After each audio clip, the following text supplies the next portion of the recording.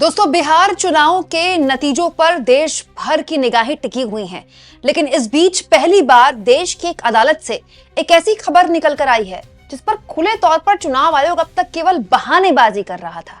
खास तौर पर मुख्य चुनाव आयुक्त ज्ञानेश कुमार।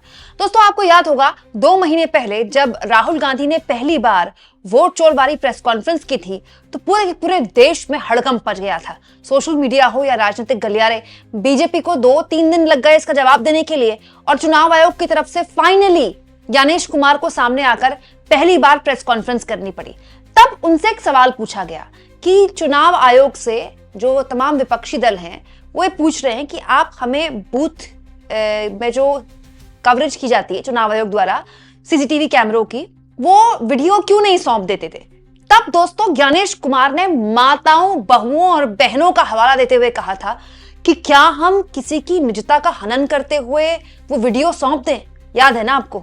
मतदाता द्वारा अपना प्रत्याशी चुनने के 45 डेज के भीतर माननीय उच्च न्यायालय में चुनाव याचिका दायर न की जाए और फिर वोट चोरी जैसे गलत शब्दों का इस्तेमाल करके जनता को गुमराह करने का असफल प्रयास किया जाए, तो यह भारत के संविधान का अपमान नहीं तो और क्या है।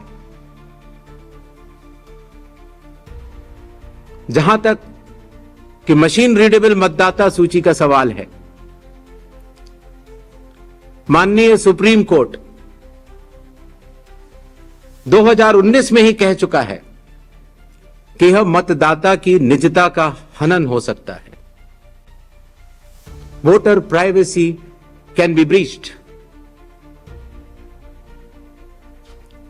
हमने कुछ दिन पहले देखा कि कई मतदाताओं की फोटो उनकी अनुमति के बिना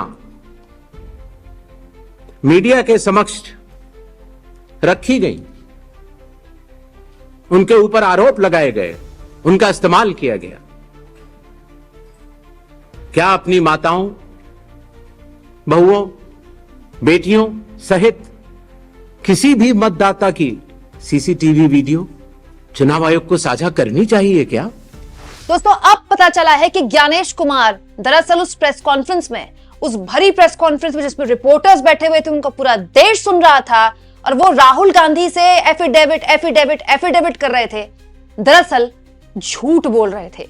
दोस्तों, मुख्य चुनाव आयुक्त ज्ञानेश कुमार ने जो माताओं बहनों का हवाला दिया, ये इसलिए नहीं दिया कि उनको माताओं बहनों की निजता के हनन को लेकर परेशानी है, इसलिए दिया क्योंकि चुनाव आयोग वीडियो देगा कैसे। चुनाव आयोग के पास तो वीडियो ही नहीं है। दोस्तों, पहली बार चुनाव आयोग ने देश की एक बड़ी अदालत में, दिल्ली हाई कोर्ट में, यह बात स्वीकारी है, खुद ऑन रिकॉर्ड, वो भी जज साहिबा के सामने। दोस्तों, चुनाव आयोग ने दिल्ली हाई कोर्ट में बकायदा यह सूचित किया है, बताया है कि साल 2024 में लोकसभा चुनाव के दौरान जो सीसीटीवी फुटेज रखी गई जाती है चुनाव आयोग द्वारा पोलिंग बूथ के अंदर के बाहर की, वो डिस्ट्रॉय कर दी गई है। दोस्तों, इस पूरे मामले में राहुल गांधी ने कैसे चुनाव आयोग पर जबरदस्त हमला बोला है, मैं आगे आपको बताऊंगी, लेकिन एग्जैक्टली क्या हुआ है देखिए। जस्टिस मिनी पुष्करना ने पिछले साल एडवोकेट महमूद पराचा द्वारा दायर याचिका पर सुनवाई करते हुए बयान रिकॉर्ड में लिया, जिसमें वीडियो फुटेज को संरक्षित करने की मांग की गई थी। महमूद पराचा ने दरअसल इस पूरे मामले में कोर्ट का दरवाजा खटखटाया था कि ये सारी फुटेजेस जो हैं वो प्रोवाइड करवाई जाए, ये हमारा अधिकार है।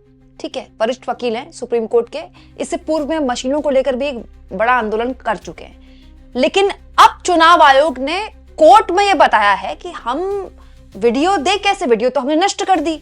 दोस्तों, चुनाव आयोग के वकील ने दलील दी है कि चुनाव आयोग ने 30 मई को नए निर्देश जारी करे हैं, इसी साल 30 मई को, जिसमें पिछले साल 6 सितंबर को प्रकाशित अपने पहले के निर्देशों में संशोधन कर दिया गया। पिछले साल भी इस तरह के निर्देश जारी किए हुए थे हरियाणा चुनाव के बाद, आपको याद होगा। अब इस साल मई को फिर निर्देश जारी हुए, ठीक है, कब हुए पता नहीं। इसके अनुसार वेबकास्टिंग डेटा और फोटोग्राफी का संरक्षण केवल सीमित अवधि के लिए है। क्यों दोस्तों, क्यों? हमारे फोन में 3-3, 4-4, 5-5 साल पुरानी वीडियो पड़ी रहती है, तो हमको दिक्कत नहीं होती, चुनाव आयोग को क्या दिक्कत है?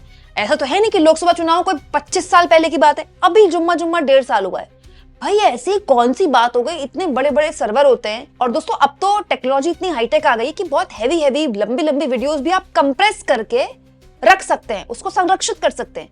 ऐसी भी क्या बात हो गई कि 1.5 साल पुराना वीडियो आपने नष्ट कर दिया, और ये बात हाई कोर्ट में बताई गई है चुनाव आयोग द्वारा। दोस्तों इस चीज की डिमांड राहुल गांधी लगातार करते रहे। अपने तीनों प्रेस कॉन्फ्रेंस में उन्होंने बार बार यही बात बोली कि हमको सेंट्रलाइज डेटा चुनाव आयोग क्यों नहीं दे रहा है, 2 वोट चोरी के सीधे सीधे सवालों के जवाब चुनाव आयोग क्यों नहीं दे रहा है, 3 हमें वीडियोग्राफी क्यों नहीं दे रहा है। बार बार राहुल गांधी ने बोला था, अपनी 3rd प्रेस कॉन्फ्रेंस में भी बोला था। अब जब चुनाव आयोग ने कोर्ट में ये बात बोल दी कि हम कैसे दे वीडियोग्राफी, हमने तो नष्ट कर दी और उसके नियम भी हमने खुद ही संशोधित किए थे। इस पर राहुल गांधी ने चुनाव आयोग को आड़े हाथों लेते हुए कहा है, बीजेपी के लाखों लोग खुलेआम अलग अलग राज्यों में घूम घूम कर वोट डालते हैं और इस चोरी को छुपाने के लिए सारे सबूत मिटा दिए जाते हैं। बीजेपी और ईसी मिलकर खुलेआम वोट चोरी कर रहे हैं, लोकतंत्र की हत्या लाइव चल रही है। दोस्तों राहुल गांधी ने एग्जैक्टली यही सबूत 3rd प्रेस कॉन्फ्रेंस में अपने बकायदा शेयर किए थे। दोस्तों बीजेपी के नेता यूपी के वोट डाल रहे हैं हरियाणा में, और तो और राहुल गांधी के इन आरोपों को बल तब मिला था जब भतेरे ऐसे फोटो सोशल मीडिया में वायरल हुए। ऑल्ट न्यूज के संपादक मोहम्मद जुबैर ने सबका फैक्ट चेक किया, जिसमें बीजेपी के नेता दिल्ली में हैं, उसके बाद वो बिहार में वोट डाल रहे हैं, बीजेपी के नेता जो यूपी के हैं वो बिहार में वोट डाल रहे हैं। इनफैक्ट यही जो कमेंट किया राहुल गांधी ने चुनाव आयोग पर, दोस्तों इसी में राहुल गांधी ने रिट्वीट किया है कांग्रेस पार्टी का एक ट्वीट। देखिए ये जो शख्स आपको दिखाई दे रहे हैं दोस्तों, ये अजीत झा हैं। दोस्तों अजीत झा की सारी डिटेल्स कांग्रेस पार्टी ने शेयर की हैं। दोस्तों कांग्रेस पार्टी कहती है ये अजीत झा हैं। अजीत ने हरियाणा चुनाव, दिल्ली चुनाव और अब बिहार चुनाव में वोट किया। अजीत झा के पिता मिथिलेश झा के भी 3 वोटर ID कार्ड हैं। ये है नरेंद्र मोदी और चुनाव आयोग का वोट चोर व्यवस्था। आदमी 1 वोट 3। इसी वोट चोरी व्यवस्था का पर्दाफाश नेता प्रतिपक्ष राहुल गांधी ने अपनी प्रेस कॉन्फ्रेंस में किया। अब वोट चोरी की व्यवस्था सबके सामने है। ज्ञानेश कुमार जी, ये सबूत काफी हैं। याद होगा आपको, एक ब्राजीलियन मॉडल की फोटो शेयर की थी राहुल गांधी ने, ये कहते हुए कि इस मॉडल की फोटो चस्पा करके 22 अलग अलग जगह वोट डाले गए, और ये सब कुछ बकायदा स्पेस बनाया जाता है उन लोगों के लिए। एक महिला 20 बार वोट नहीं डाल रहा, लेकिन उस 20 स्पेसेस को भरा जाता है ऐसे लोगों द्वारा। और बिहार चुनाव में ऐसी भतेरे एविडेंस आ गए हैं सोशल मीडिया में, लेकिन ना तो इस पर चुनाव आयोग कुछ बोलता है, ना इस पर बीजेपी कुछ बोलती है। और अब तो चुनाव आयोग कोर्ट में कह रहा है हम वीडियो दे ही नहीं सकते, क्योंकि वीडियो तो हमारे पास है ही नहीं। तो इसका मतलब दोस्तों 2 महीने पहले ज्ञानेश कुमार प्रेस कॉन्फ्रेंस में जो माताओं बहनों वाली दलील दे रहे थे, वो 1 नंबर की झूठी दलील थी। क्योंकि चुनाव आयोग कह रहा है कि मई महीने में ही उसने सारे जो नियम थे उनको संशोधित किया और उसके बाद उसको डिस्ट्रॉय कर दिया। ये तो अपने आप में बहुत ही गंभीर बात है। दूसरी बड़ी गंभीर बात यह भी है दोस्तों कि एक तरफ तो ज्ञानेश कुमार ये बोल रहे थे कि माताओं बहनों की निजता का हनन क्या ऐसे ही वीडियो देकर हम दे दें, दूसरी तरफ उनका चुनाव आयोग देखिए कैसी कैसी फोटो शेयर कर रहा है माताओं बहनों की। पूरे बिहार इलेक्शन में दोस्तों माताओं बहनों की ही फोटो शेयर हो रही थी। पूरे बिहार इलेक्शन में इलेक्शन कमीशन वोटिंग के दिन माताओं बहनों की लाइनें दिखा रहा था। माताओं बहनों की जो निशान होता है वोट का, वो दिखाते हुए माताओं बहनों की क्लोज शॉट दिखा रहा था, माताओं बहनों की फोटोज दिखा रहा था। इलेक्शन कमीशन खुद तो माताओं बहनों की निजता का हनन कर रहा है, और उसके बाद दूसरे वीडियो मांगे तो ज्ञानेश कुमार कहते हैं तो निजता का हनन है। आप इस मुद्दे पर क्या सोचते हैं कमेंट बॉक्स में जरूर लिखें, और जितना हो सके चैनल को शेयर भी करें दोस्तों, और सब्सक्राइब भी।